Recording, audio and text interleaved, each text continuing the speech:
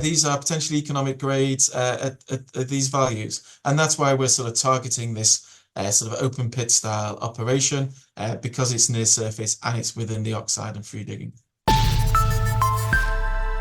Hello, you're watching Proactive. I'm joined by Tertiary Minerals Managing Director, Richard Belcher.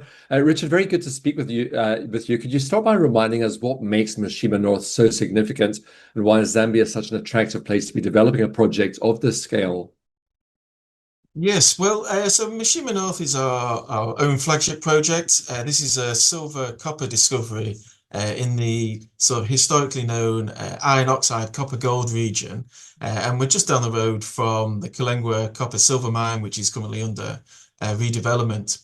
It's been a phenomenal discovery for us. It's still early stage. We're only at the exploration target, but the exploration target has got up to 58 million silver ounces equivalent. So that's, today's prices, over £3 billion in situ in the ground.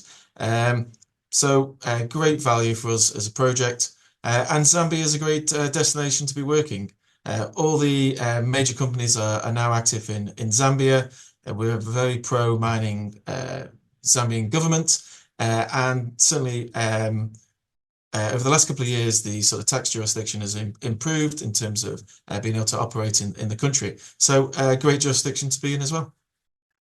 Your best hole at Mushima North returned 97 meters at 56 grams per ton silver equivalent from just 6 meters depth. Can you put that in context for investors who don't know what a good silver intercept looks like?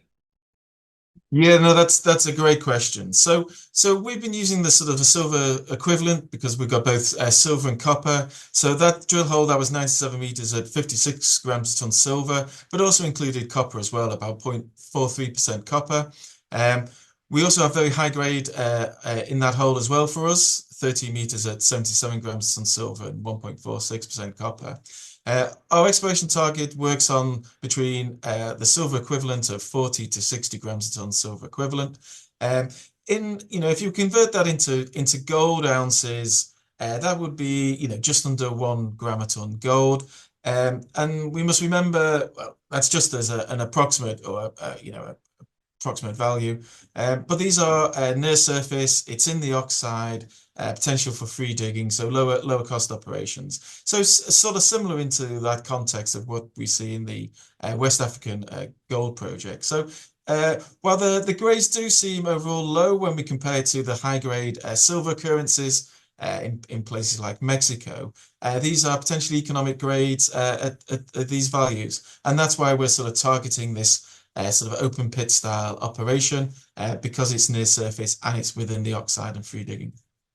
You have an exploration target of up to 58 million ounces, Richard. You're aiming for a maiden resource by year end. What needs to go right over the next 6 to 12 weeks to deliver that?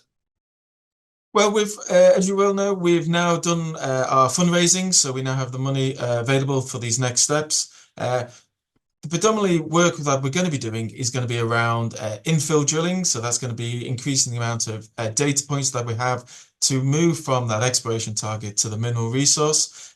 We're also going to be doing some expansion drilling as well. This target does remain open in some directions, and we've not fully tested the depth of all the oxide in the project.